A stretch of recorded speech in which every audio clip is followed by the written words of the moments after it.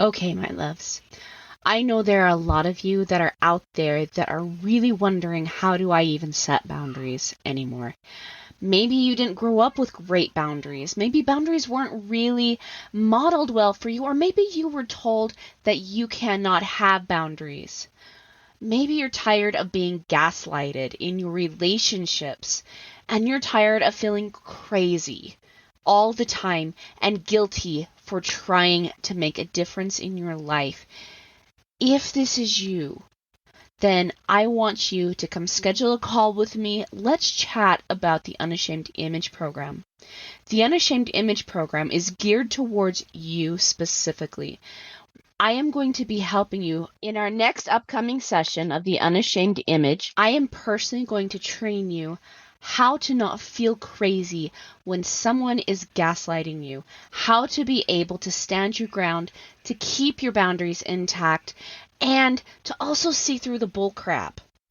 I am also going to be teaching you how to set really confident boundaries that you can really rely on. And I'm going to help you communicate them in a way that really makes sense. Basically, I'm going to help you live a life free of shame and on your terms. If you are ready and you are done feeling all the shame and guilt for trying to set boundaries, if you are not willing to live another moment the way you are right now and in somebody else's shadow, then this is the time to schedule that call with me. It's completely free, no pressure, just love, just support. Go to www.erinandersonthetraumacoach.com. Scroll down the page to where it says, Let's Chat About Working Together. Click on that button and it'll take you to my booking page. If you're ready to live the unashamed life, schedule that call. Let's get you in the Unashamed Image Program, my loves. From my heart to your heart. Bye. Welcome to the other side of the struggle. This is a podcast where we talk about trauma, how to heal it, and then how to take it and use it to unlock your mission and your potential, and to use it to live your very best dream life. When you're dealing with betrayal trauma, it can be hard to know how to heal it, how to stop the pain, and to know what your next steps are to take in your own life. And these are the questions that we try to answer here. Trauma has the ability to rob us of our joy and identity, which is why it's so miserable to experience. But with the right tools and with the right mindset, we can totally reclaim that joy and even use this trauma to strengthen ourselves, so that way trauma does not knock us off of our joy again. Living your dream life should be a non-negotiable, but trauma tends to try to negotiate that with you. And even though trauma is not something that we will completely ever be free of in our life, the pain is negotiable. This is why I created Erin Anderson Betrayal Trauma Coaching and this podcast, is because I want my listeners, I want my clients to live, truly live free from the prison that trauma can put you in. I want you to live on the other side of the struggle.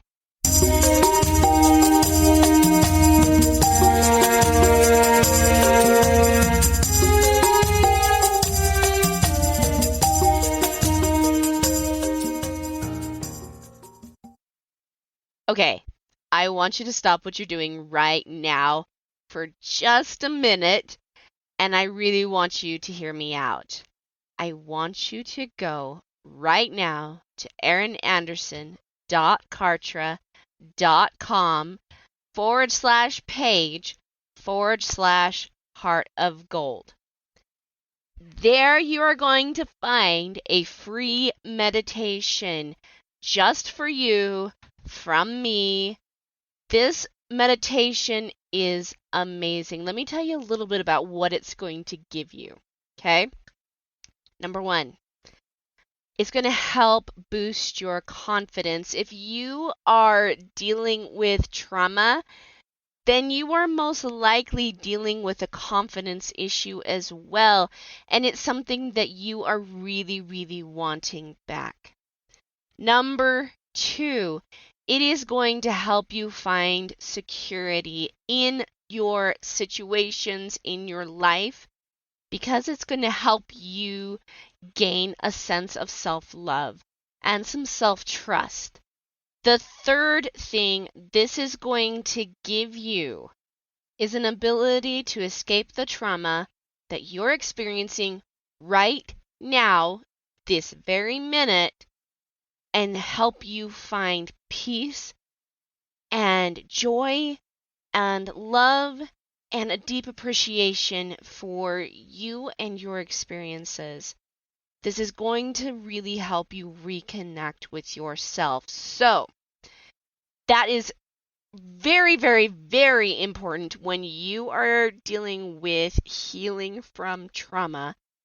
So, again, I'm going to tell you what that website is that you need to go to. erinanderson.kartra, KARTRA.com/page/heart of gold. Capital HEARTOF, capital GOLD. Go check out this meditation. Please claim it for yourself because it is 100% a gift from me to you to help you heal right now from trauma. All my love.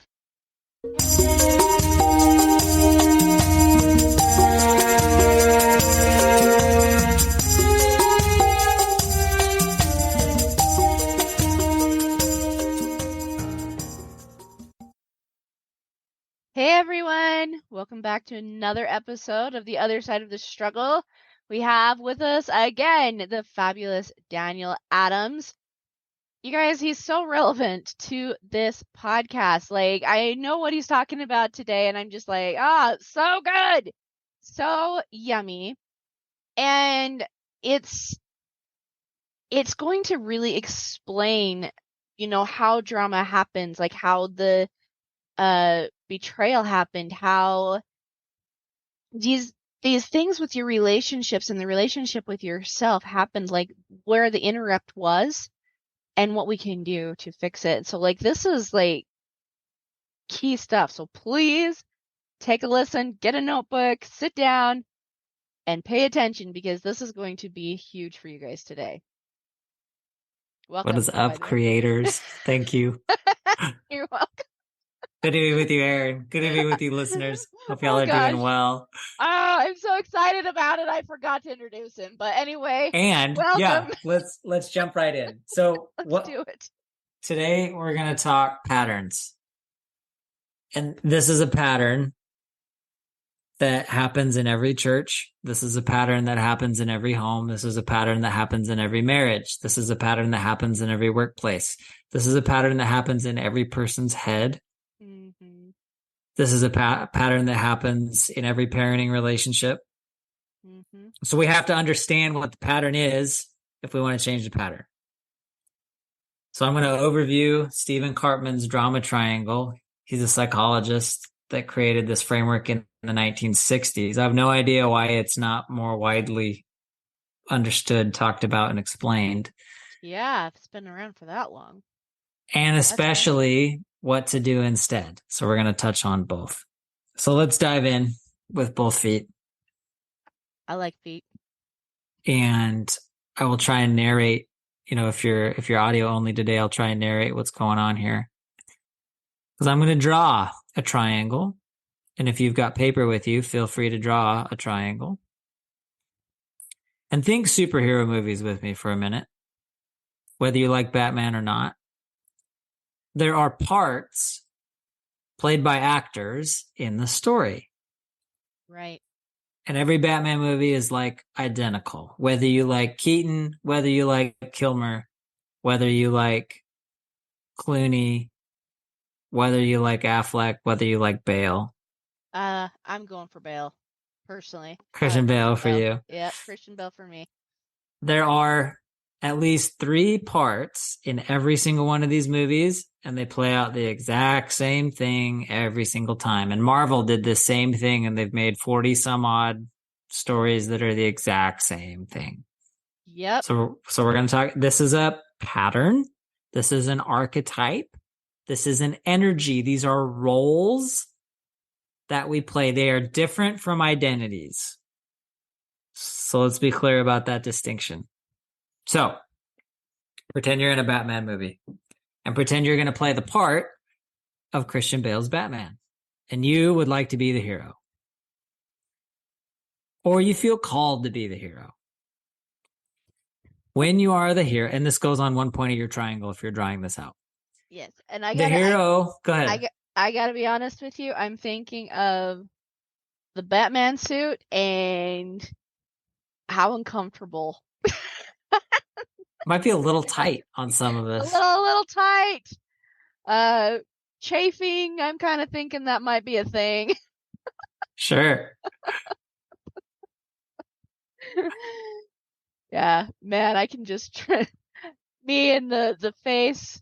I'm Batman. It doesn't You do it with the sound voice, Batman. right. Batman. So when I try on this role of hero,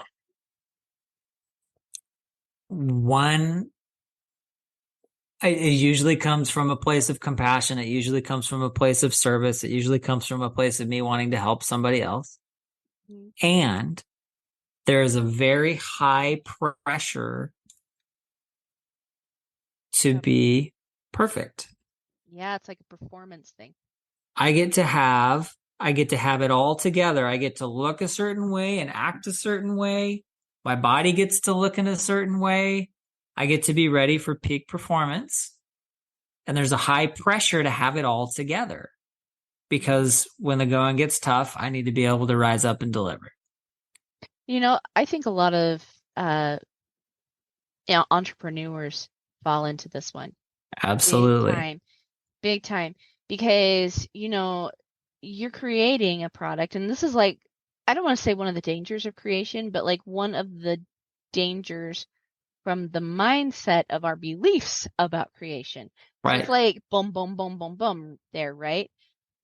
But if we think we are here to save the world, well, then we've got a world to save. And that's a lot of people. That's a lot of focus. That's a lot of energy spent and not. Yes. Like it's almost kind of like you're bleeding out, to be honest with you. Totally. There's a very high cost to heroing. Mm-hmm. I'm almost always coming from a place of should. If I don't do it, who will? Mm-hmm.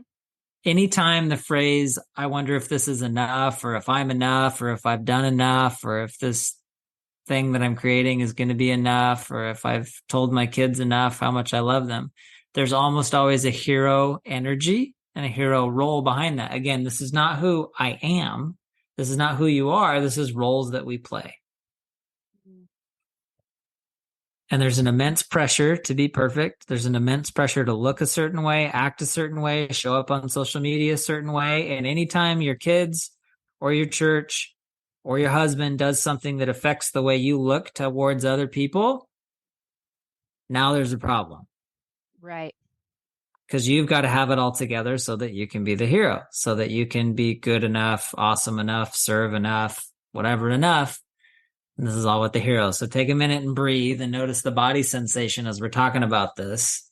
You know what's really interesting? I like want to yawn. You can. I don't know if you can see me like trying to hide it, but it can be very tiring. Yes, it is. It like serve in this hero role. It's like it's literally like, okay, I can go to sleep now. Like I feel so exhausted from it. It's also crazy lonely. Batman cannot have romantic interests because they always get killed or leveraged. Right. There's always collateral, right? So you got to do it all yourself. That is the role of hero. Right. So if you find yourself being the only one that can chauffeur all 17 of your kids to all 36 of their activities this summer, there's probably some flavor of hero going on. And that's not a bad thing. It's just a predictable thing of what this is going to create. At some Yeah. point, you will burn out. And we Yeah. get to look at why we chose the pressure of having 37 activities and camps for our kids. And if it counts as enough, and if you feel like you're enough. Right. And this is all part of the hero role.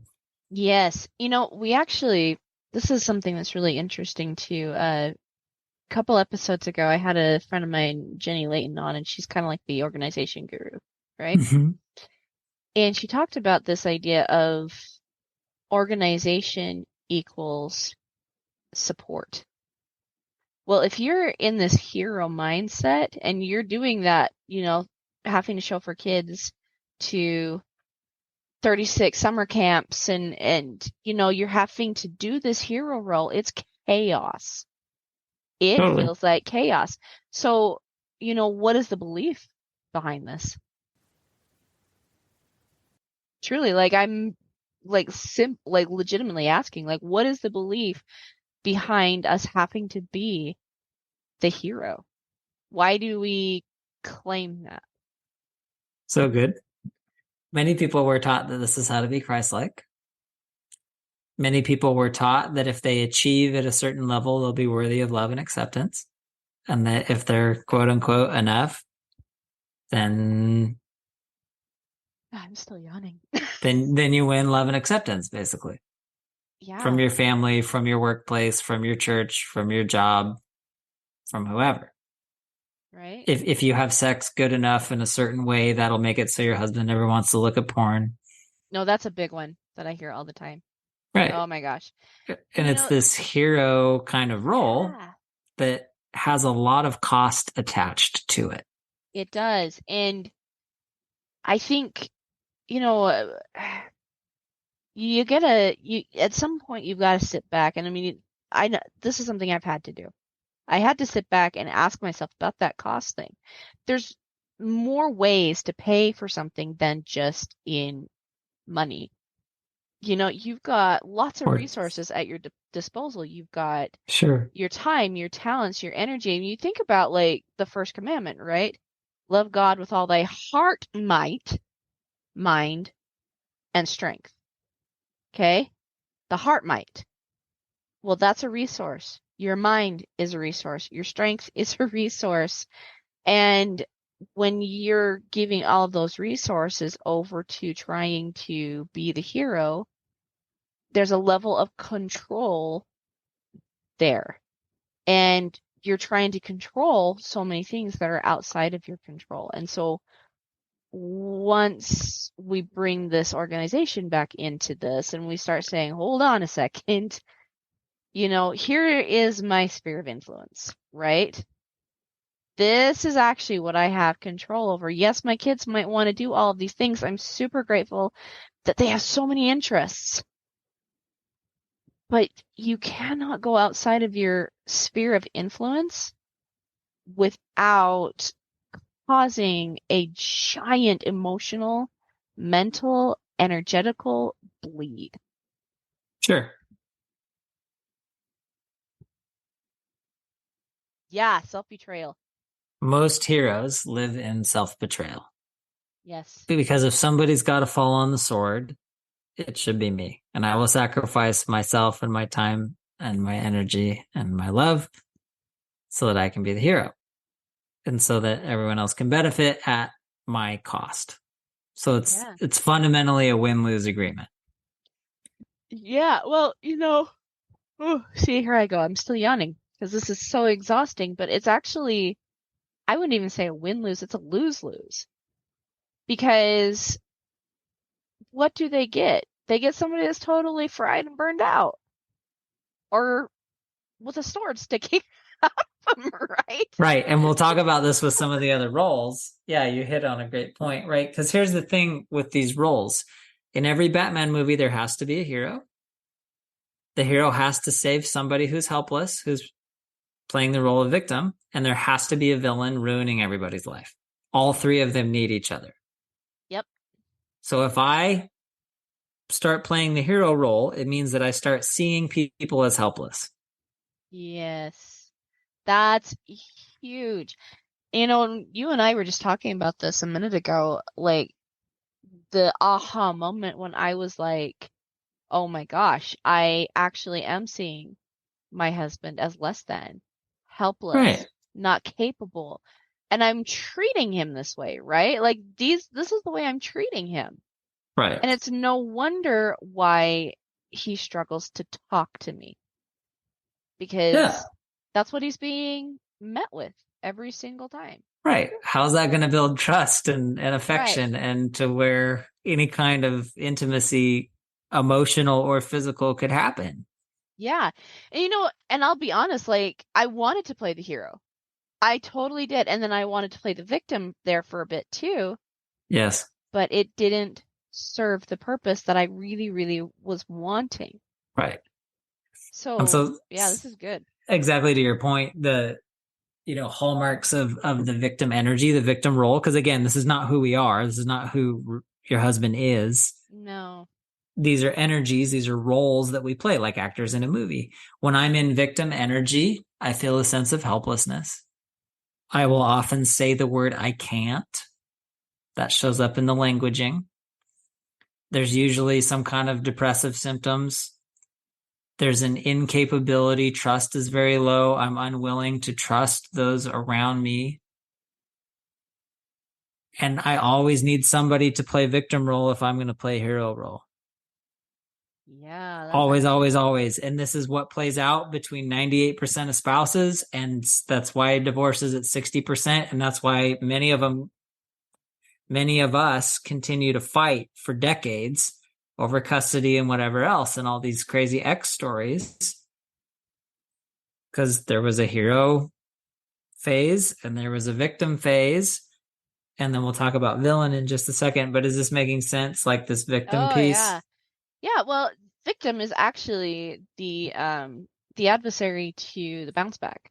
Right. That's one of my pillars. And I hear this all the time. Like, I just want to be who I was. I want to fit. I want to reclaim my life. I will like, and yeah, those are all like good things to know yourself and to take your life back, right? You definitely want those things, but the thing that stops you is the victim mindset, believing that you're helpless, believing that you can't, getting into the depressive holes, the incapability, when you don't trust yourself. And that's a huge one.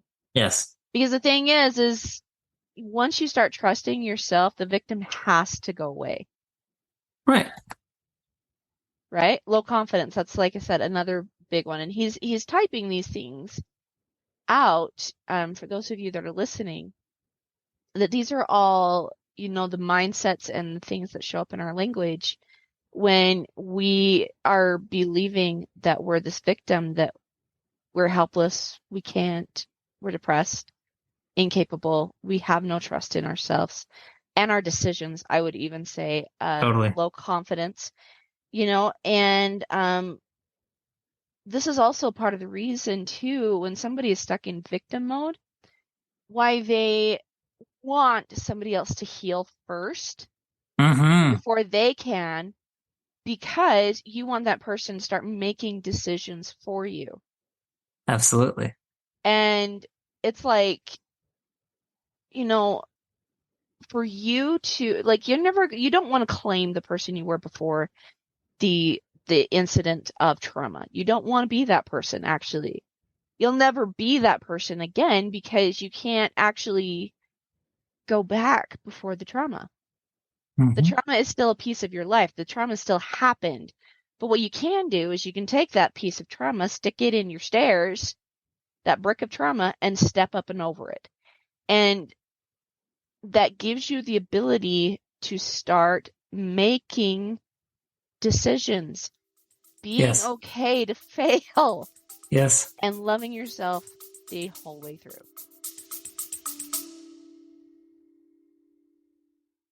So, how do you feel about boundaries?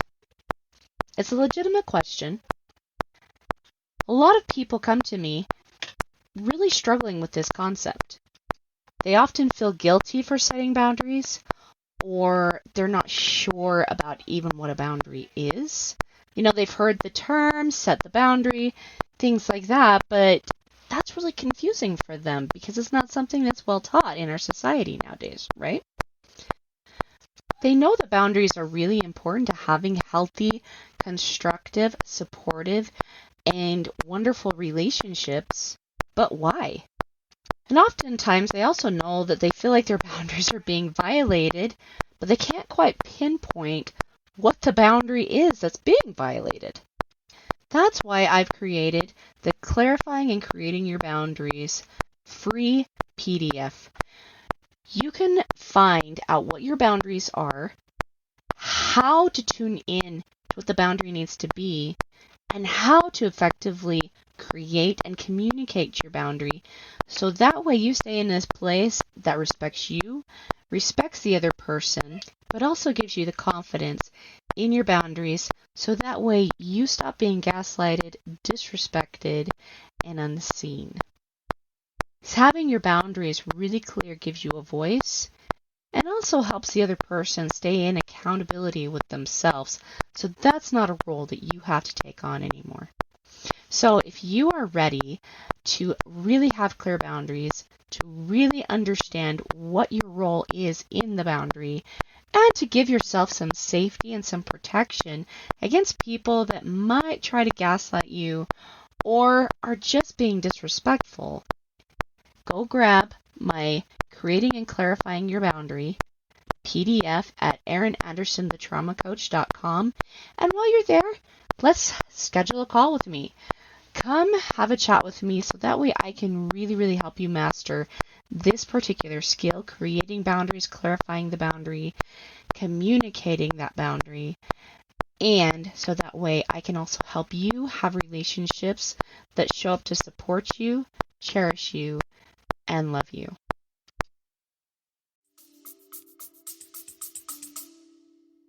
It's a beautiful way to dissolve some of these patterns of relating. Yes. I love all the solutions you're coming with, right? And this, like your whole life's work to this point has been like, how can we help so many, and particularly women, trauma survivors, step out of this role of victim? Yeah, well, and the thing is like, and we're going to get into the villain here in just a second, but the thing is even hero doesn't go far enough to what you truly are. And once you start to actually understand what you were created here to do and be in awe of yourself, this kind of just dissolves. Like, doesn't mean that I still don't find myself stuck in like hero, victim, and villain mode. When I do, I'm like, oh, there's that again. Right. Okay, well, we've all been practicing this for right? 40 years. Like, do we think Yeah. you're going to undo it in 2 weeks? Like, No, no, and we're probably going to be practicing it for another 40, to be honest with you, because we're human, right? And unless if we're translated, that would be super awesome. But right. The thing is the reason why this does not show up so much for me, and I think the same it comes for you and can be said for you, Daniel, is because we are really clear about who we are as creators. Right. And none Creation of this, is the antidote to victim role. yes, right? And none of this is part of that description. Right. But it seems like it is. It seems like it is. We'll share some examples. Yeah. Oh dear. So let's talk about the villain archetype. Because remember, Okay. if I'm going to play hero, I need somebody helpless to save, and I also need a villain to ruin my life. Both are true, right? If I'm going to play the role of, well, I can't, and I need so and so to heal, I need somebody to ruin my life, and I need somebody to come save me. That could be a coach, that could be a healer, that could be Jesus, that could be a bishop, that could be whoever. Not saying coaching is bad. We like Not coaching, at all. right? Yes. This is a pattern of relating. Yes. And we recognize the pattern and do it differently. And we'll talk about solutions here soon. So villain, what are the hallmarks of villain? When there's blame, I know that I have just put on the villain hat. This could be blaming the HOA. This could be blaming the church. This could be blaming spouse. This could be blaming kids. This could be blaming me. This could be blaming CNN. This could be blaming Fox News. This could be blaming politicians. This could be, pick your thing. This could be blaming the school board. This could be blaming So races. many things. Like, pick your thing. Yeah, and whatever it is that you're giving the due to, like you're Right. saying they're responsible for this, therefore they have to do something about it, and that leaves you stuck in Can't. trauma, like me for 10 years, right? I was Right. blaming my husband for He his needs to fix habits. this. He needs to fix this Right. for 10 years. My mom, 25 years, Right. and it was once I claimed that back, it took me 18 months to heal. Right. And And it started it's with a like, decision to be in yes, accountability. yes. So here's some other hallmarks of the villain energy. There's almost always name calling. So when you notice there's name calling happening, you are officially in in villain role. There's persecution that happens. There is fierce judgment that happens. This is usually where take back my power comes from. And you start burning things down, and it's always at somebody else's expense, right? So much of activism is taking back something at someone else's expense, which is how we got here in the first place, right? It's just more villain energy on top of villain energy. Well, you wronged me. Well, I'm going to take back what's important. Well, you're still taking it. Taking is the problem here. This is where cancel comes from. Dave Chappelle says something about people who identify as transgender. We got to cancel Dave Chappelle.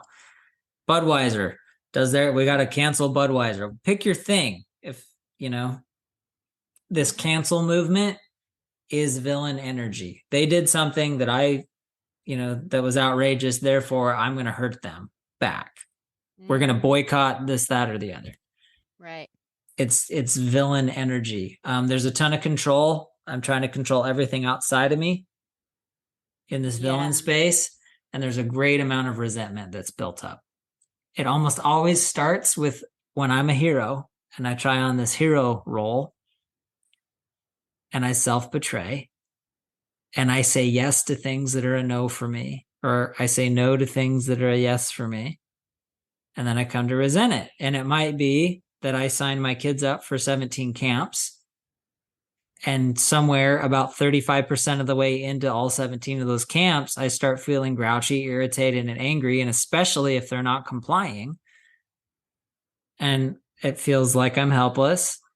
And then I have some kind of anger to blast me out of it, which is this resentment. Because maybe it wasn't a win for me to sign my kids up for 17 camps this summer. And now I'm resenting that they don't want to come, and I'm resenting that I paid the money, and I'm resenting that I'm spending so much of my time and energy shuttling them to something they don't even want to go to. And now I'm just pissed. Right. And and this is the thing too, like one of the biggest aha moments of my journey was the idea of the resentment. And when I realized like how much resentment I was feeling, I also realized like how many boundaries I hadn't placed with myself and how many boundaries I had crossed. Yes.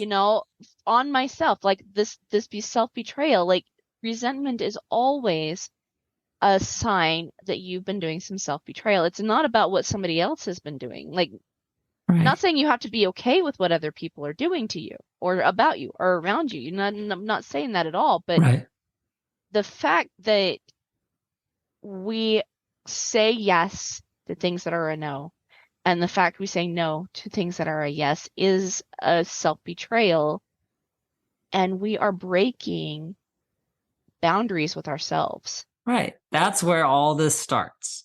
Yeah. And it's we're not assigning blame. Don't hear it that way. We're looking for, where can I make change in this pattern? And step number one is being honest and authentic with what I'm committing to. If it's a no, say no. Yeah, getting intentional, right? Honest and authenticity. That's all about intention. Right. Right? Yeah. So, there are family implications here. There are cultural implications here. There are race implications here. There are school education implications here, political implications here. Most people have this experience with the church. where they feel helpless and they're like, I'm such a worthless piece of trash because I'm a sinner and woe is me and I super need the church to save me. And guess what? At some point, you will come to resent the church.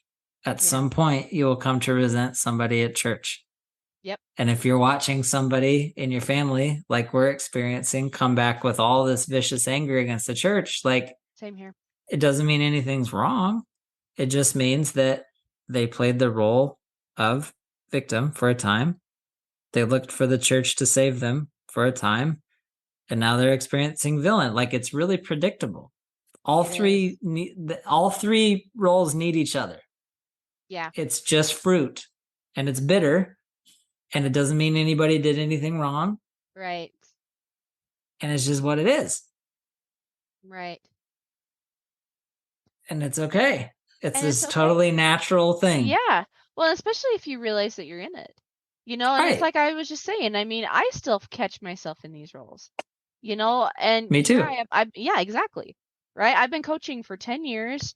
Uh come up with the 7 pillars, which I absolutely love. We've got these frameworks that we teach. And these frameworks hold us accountable personally. Right? But we still fall into these ourselves. And I think the whole thing about like shifting out of these is number one, realizing it, realizing you're there, you know, 100%. and realizing that hey, it's okay to admit, number one, that I want to be the hero. It's okay to admit that I want to be the victim. It's okay to admit that I want, like, not that I want to be the villain, like nobody wants to be the villain, but I'm seeing the villain here, right? The villain is deeply empowering. Ooh, okay. Quote unquote empowering. This is what most Yeah. people mean by empowerment. Okay. Yeah, And because I was it's like, a little bit stuck there when you said that, like totally brought my brain to a complete halt because I was like, it is, but most continue. people, right? Because it's like, well, I'm going to take back my power, which by all means be in power. Mm-hmm. And if it's at someone else's expense,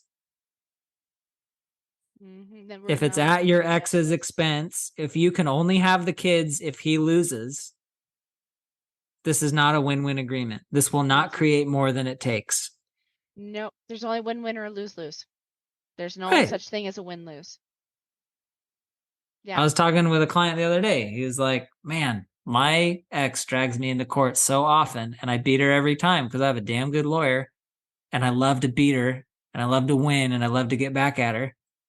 And I hope that she comes at me for 12 grand again because I'm going to make her pay 18,000 in legal fees. Bleep, and he calls her name. And it's like, how many couples are experiencing this where she's trying to get back at him and he tries to get back at her? So he hires a lawyer. So she hires a bigger lawyer so that, right. And we just escalate. And it's like, this is literally war happening in hearts and it bleeds out into homes and it spreads through communities and it crosses over the borders to nations. We don't have to play this game anymore. No. Stop taking your power back at someone else's expense. Well, let me put it this way too, and like some of this is like really like in your face kind of truth, but it's truth nonetheless. And we can sit there and we can be uncomfortable or try to shy away from this, or we can 100% take accountability and acceptance and awareness of this. If you have to take back your power from someone, ask yourself in the first place, what were they doing with it in the first place? Why Right. did you devalue your own Yeah, power your power was never to put gone. that in someone else? Your power was never gone, It felt like it was when I was playing this right? victim role and I felt helpless and like I can't. Right, but that's not taking back the power. Like, taking back power is taking ownership and saying, oh, I was blaming this person for Right. my feelings. I'm blaming this person for the way I experience life. I'm blaming. Remember, that puts them in the do cycle and not you. You are Right. the only person that you can control over what happens or does not happen, or what you do or do not do. That's the only person you have control over. Right. That's it. I love the So, accountability. right. And so when you sit here and like try and control another person, whether or not they are being a stink ex-spouse, a stinker, right? Right. Or anything, when you're trying to control that, you cannot control yourself. And so you're busy literally chasing something that cannot be caught. Right. And that's a little harsh. Like, I will say, like, for some people that might be listening right now, they might be like, ooh, that stung. Know that, you know, Daniel and I love you a lot. And I will say, like, the reason why he and I are where we're at now is because we could sit with the discomfort of the truth. Well, and I'll add to that. Like I was up in it with the HOA this week in our neighborhood. Oh dear. Yeah, I've heard stories about HOAs. We don't There's have one. there's an initial buy-in of $1,500 when you buy your house. This mandatory fee for who knows what. And then you have this monthly thing so that they can come around and fine you if your grass is too long. And if you want to put in different flowers in your house, you have to get HOA approval to see if it's the correct flower at the correct height or whatever. And if you want to put a flagpole on the front of your house, you have to get HOA approval. Now, That could definitely be put into the. if I try on this drama thing, right? If Oh I'm looking at man. what roles do I want to be in, I usually go to victim. What do you mean? You're going to tell me that I can't put a flag on my own house? You're going to tell me that you're going to tell me how long I have to cut my grass? It would be easy for me to blame them and cast them as the villain, that they're ruining my life. I am right now. Right. Right. And I could tell my sob story. You could be like, yeah, they're the worst. We should abolish them and Right? overthrow them. We need a revolt. And that may be true. The HOA is set up as a hero. And their whole job is to regulate our neighborhood so that there's a common standard. They bring some structure, and I signed the agreement that I would live by the structures. So I can be as mad as I want, and I can go after them, and I can complain all over Facebook, and I can go gossip with all my neighbors about how the big bad HOA is ruining our life and how they're over regulating us to death and how they're overreaching because they're trying to be enough and they're trying to feel important and they're trying to make sure that the structure is in place, that we have a neighborhood that everybody feels good about living in and there's a standard of care there. And but perfection and pressure to look a certain way is very high because they're playing the role of hero. Now, who signed the agreement? There are a lot of places to live in the United States of America, Aaron Anderson. Yep, there are. And I chose one with a pretty stringent HOA, and I signed the document. So Right. who gets to be in accountability here? Right. So it's like, yes, there's a piece of this with spouse. Yes, I just told you about my experience with HOA. Yes, this happens with parents and children. Yes, this happens with politicians. Yes, this happens in church. Yes, guarantee this is happening in your workplace. And as we all become aware of it and become accountable for what we signed up for, now we can do it differently. I love that you brought this solution of accountability. It's a huge part of what dissolves the drama triangle and brings us into the collaborators circle. That's what I love to call it. Yeah. Second tip to dissolve this, I have to feel my feelings. Yep. Because the whole reason I'm mad at the HOA is because I'm feeling helpless and there's some kind of emotion in my body that's uncomfortable for me, which for me is anger and for me is sadness. The sadness is because I signed an agreement that wasn't truly a win for me. That's 100% about me. Right. Well, And I have the feeling of sadness, right? And it's in my throat and it's behind my eyes and it's in my stomach. And then second, I have anger because I am feeling controlled. Are they controlling me? We could argue about that. I am feeling controlled. I am feeling the sensations of anger. You can't tell me how to. And I have stuff in my shoulder blades and a scratchy throat and tension in my jaw. And if I'm willing to feel those feelings, I will be able to create solutions instead of just blame and name calling and trying Right. to get this thing abolished and putting 80% of my time and energy into trying to destroy this organization. Well, I think there's also another piece to this, not just awareness and accountability and feeling your feelings, but also believing what's possible. Right. Because I think that there's a piece here of we think that the HOA is the the hero, but also the victim, and also like we can put them in each one of these roles, right? Yes. But one of the things that we can always claim is, did we actually believe that the best outcome, the truest outcome was possible? Right. You know? Did we have that faith? That's part of why I make agreements that aren't truly a win for me, is because at some level, I don't think I can get any better than that. Mm-hmm. Right. So there's a Right. mini self betrayal there of like, well, I guess, these are the two Yeah. chromiest options and I got to pick one of them. And that's okay. The fruit is predictable. Yes, it is. It is. So I get to feel it and eat it and enjoy how bitter it is. Kind of kinky, I know. And what gets us out of these patterns? One, accountability. Who signed the HOA agreement? Daniel. Right. You know, who Right. who married my spouse? Who asked my spouse if she would marry me? Daniel. Right. Right? How many times do I treat my spouse as less than, or as helpless, or as incapable, or I'm unwilling to extend trust?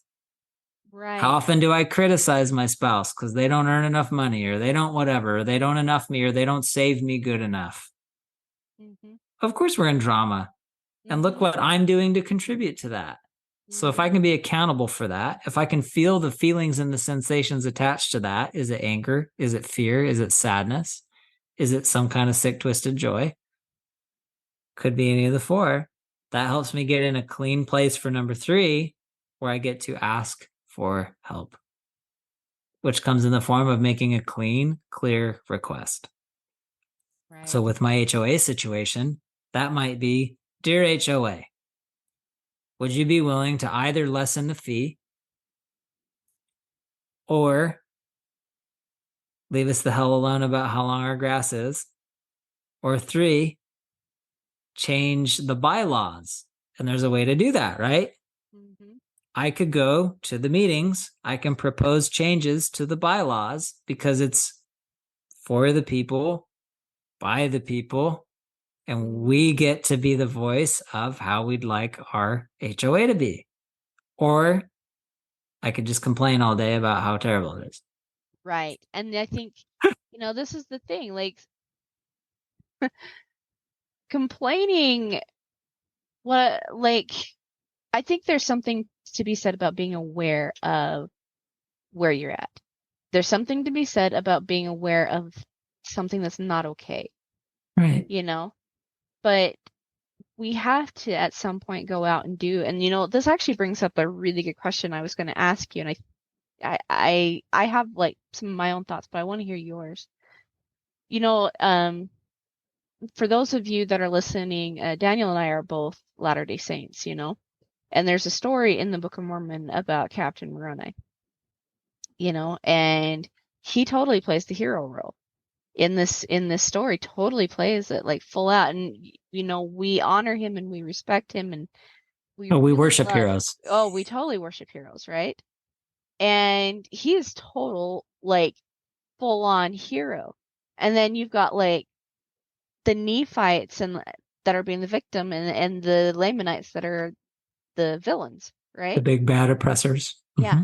So my question is, like, we will accept that there are times where we have to stand for our rights, liberties, religion, and freedoms. So when is it okay to stand in these roles and not be out of um, alignment with yourself. Here's another. So, again, back to the distinction, the drama triangle is not bad. Right. It's predictable. Mm-hmm. It will always yield the same fruit that you will win and someone else will lose, or someone else will win and you will lose, and there'll be a crazy ton of collateral, and there'll be a huge sink of time and energy, and I guarantee it will create debt, and I guarantee it will create pain, but it's not bad. Yeah, It's predictable. it's really interesting because that's exactly what happened. If you look at the story, so much time was spent on it. Ton of Tons of money, debt, ton of resources, collateral, ton of death. for years and years and years, right? Moroni rips Yeah, into the chief governor of the land and makes him a villain. right? He does. Writes a scathing letter to the politicians. But this is the piece that I want to also bring out. You're right, it's not bad. Is there something better? Often. Right. Sometimes this is but it's okay to also say that sometimes this is the um option that we have, right?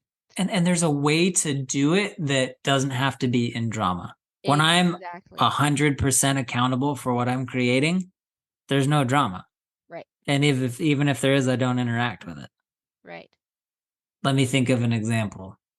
Well, I guess, we're talking about the other side of the struggle and betrayal trauma, right? So, okay, let's say that your spouse had sex with somebody who wasn't you, and you had made an agreement that you would not have sex with other people that were outside of marriage, and then your spouse had sex with somebody outside of marriage. Which happens a lot, especially in the realm of field that I work in, right? 30% is the number I've seen of marriages that experience infidelity. Probably a little higher, but yes, I agree. Right. So who's playing the victim role? Mm-hmm. Typically the person that didn't have sex. Mm-hmm. Who's playing the villain role? Usually the one that broke the agreement. Typically spouse that went Mm-hmm. outside. And who started as the hero because they married a bad boy they thought they could tame? Oh, right. I'm going to grow him. I'm going to change him. And we think that that's so fabulous. But I gotta be honest. That's part of the reason why we think that Hollywood romances are so romantic, Right. right? But you look at them and you're like, holy, this relationship is just fraught with all kinds of problems right from the Right. start, right? And there's a And different way to do it, hmm which is what we're talking about. Right. And because back to your Moroni question, like, when is it okay to stand? Well, when I'm 100% accountable to my own values. well, and you look at that story too. He was 100% accountable to his own values, but he always said he didn't love the role he was placed in. Right. He And didn't here's love it. what's tough about war. Like, nobody wins in war. Right. Do I honor our veterans? Hell yeah. Oh yeah. Are there veterans in my own family? Yes. Yep. Do I shake hands with every veteran I meet and tell them thanks? I do. And I mean it. Yeah, same here. And there are very few wars that are helpful Right. because somebody has to win and somebody has to lose. That is how those are the agreements of war. Yeah. And usually, like you said, there's There's collateral, and there's a there's lot really of no such loss on thing. both sides, right? And Yeah, we're there's putting really all no this such thing. money and time and energy into trying to kill each other with who has the biggest guns. Same damn thing is happening in marriages, Yep. right? So how can we do it different? Put down your weapons of war. I get to enroll people in the vision of what I'm creating, and I get to be 100% clear on what that is. And then I'm going to go create it. And if that means I go create it in Costa Rica, great. If that means I go create it in Guam, awesome. If I go create it in wherever, okay. But there's a level of accountability of, like, I'm clear on what my values are. I'm clear on what I'm creating. And if somebody wants to go to war with me, The answer is like, no, thank you. I don't have time for war. I'm too busy creating awesomeness. Right. So if you're a spouse and your spouse cheated, let's get clear on the vision of what you're committed to experience in a marriage. Mm-hmm. Let's feel through your feelings because I guarantee there's going to be some sadness there. There's going to be some anger there. There's probably going to be some fear that's going to happen again. We get to change the pattern of relating, and this starts with the vision. What kind of marriage are you committed to? Get really clear about that vision. Your spouse will either rise to meet the vision or they'll fall off, Yep. which could create some more sadness. But what else can it create as far as a win? You know, Right. and the thing is there will be people that want to war with you. And, you know, in back to the story of Moroni, he did talk about what his vision was. Hey, let's stop the war. I don't want war. Right. Let's drop down your weapons of war and let's let you depart in peace and we'll stop this. Like, Totally. we don't want this, right? Yes. But they weren't willing. They were not Right. willing because they wanted to place the other people in bondage. They wanted to take away the things that they were valuing. And I feel like this is part of the reason why I, like I honor our veterans. I honor these people, but that go to war and then they keep this country, free. But I'll tell you something that's just amazing. The people that really make such an impact in the Book of Mormon are the people of Ammon because they take on and they show what they really value, what is to be valued, and to drop the weapons of war. Right. They were so committed to peace Mm-hmm. that they created a 5 times larger ripple of peace. Mm-hmm. Was there some pain there? Yeah. Was there some sadness there? Absolutely. Was there some sacrifice? Yep. Were they 100% committed to what they're creating? Yeah. Yeah, to their own lives, right? Right. And it's like I can put myself in all these hypothetical situations and I'm not there. I wasn't alive then. Yep. I'm not drafted in the war. I'm not, Yeah. right? Like I live in Nashville, Tennessee, and it's very peaceful on my street. And there are a lot of veterans to thank for that, which I do. And right, what's in my sphere of influence? I got to keep coming back to sphere of influence. Yes. What are my agreements with my wife and with my 12-year-old son? What are my agreements with my clients? What are Yes. my agreements with the church that I choose? What else is there, right? Like if I worry about how to change the world, I'm probably trying on some layer of hero. Mm-hmm. And I'm probably going to get some villainization and I'm probably going to get some trolls. Yep. But like, let's work on my sphere of influence. How can I enroll people into my vision for what I'm creating? And I Right. happen to have a vision that hundreds of thousands of families will be Love. emotionally profitable, relationally profitable, and financially profitable. I would Yep. love to see 100,000 new families be on 6-figure income and super enjoying that. And then also give them the emotional support to know what to do when the money gets there. And also the relational support so that the money magnifies the patterns that create more Right. than they take. I'd love for every single family to be a net positive. And see, and for me, I am like totally on board with that. That's part of the reason why you and I get along so well, Right. right? And to add to that, I am on board to see women, in that creation mode, like creating those six figures to also balance this with being a mom and not just a mom, but a rock star mom who has children that are creating the same things that she has instilled so deeply in them. And when we sit back in this drama triangle, and again, it's not bad, you know, but is there something better? And when we sit back and we're stuck in this, the question then resides, what is the legacy? Right? What is the legacy? Let's play there. Yeah, I Let's like add that. so much value to so many people that there's no time for like petty disagreements on who should have shown up for me in a certain way. Right. And I don't mean to be dismissive. I'm just saying, like, if we look at America as a whole, Mm-hmm. we spend trillions more than we make as a Yeah, culture. as a culture. Yep. And a lot of At the that is same because time. America tries to be the hero of the world. So naturally, we're also villainized.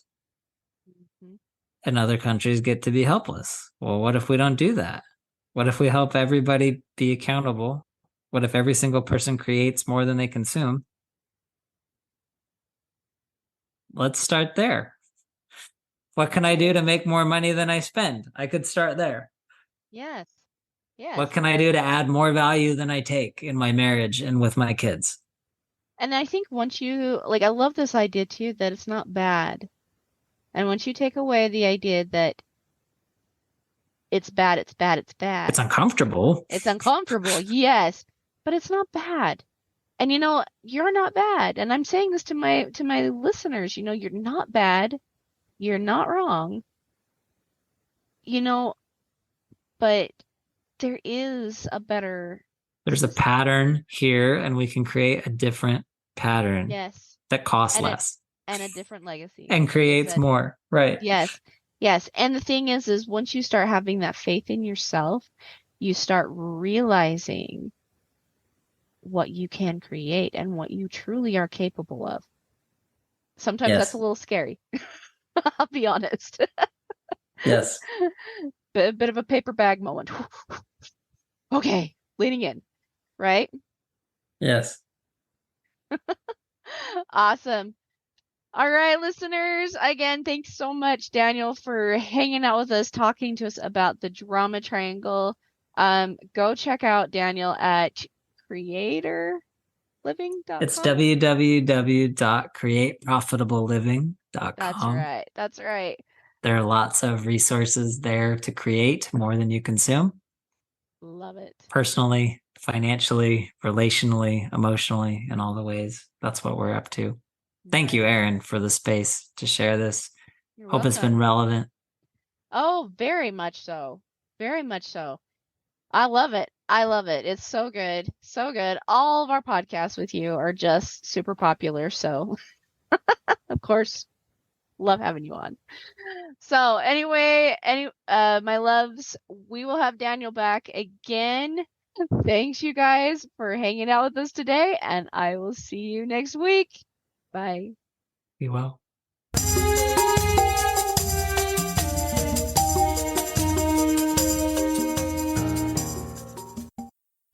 Okay, my loves. Are you tired of feeling overwhelmed, like you have lost yourself in the trauma, and like you have to control everyone and their decisions all the time? If that is you, then I have a brand new freebie just for you to help you start to organize your life and your time to start reflecting more of what it is you truly want. I cannot tell you how many times I have heard clients and potential clients say that they just wish that they could find themselves again after the trauma, that the trauma is consuming their every thought and that they just cannot move past it, and that they're feeling super, super overwhelmed by life and their responsibilities, and that they just don't have time for themselves anymore. The aim with Organize for Healing is simply to help you simplify, get some answers, figure it out what it is that you truly do want, start gaining the confidence in yourself, in your decisions, and discover yourself again to get clear with who you are, have your own back, and become your own best friend. Because, my loves, when you truly, truly have those things, you are in true healing mode and in a mode where trauma cannot disrupt you again. So, if you are ready to take some simple actions and simplify your life and to start getting back into play mode and start reclaiming your confidence, your desires, and your life and identity again, go grab my free PDF, Organize for Healing. It is in the link below in the descriptions. Go grab it, and I will see you on the other side. From my heart to your heart. Bye.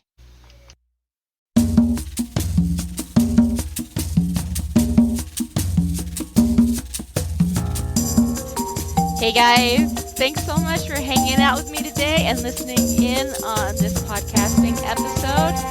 Don't forget to tune in next week. It's gonna